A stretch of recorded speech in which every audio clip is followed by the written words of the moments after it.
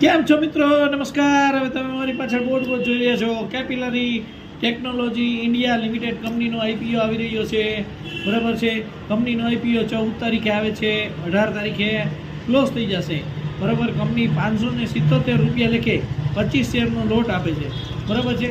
હવે આપણે કંપનીની વાત કરીએ તો કંપની છે કેપિલરી ટેકનોલોજી ઇન્ડિયા લિમિટેડ એક SaaS કંપની છે, એક આઈટી રિલેટેડ કંપની છે. બરાબર છે. એનું મેન હેડક્વાર્ટર બેંગલુરુમાં આવેલું છે.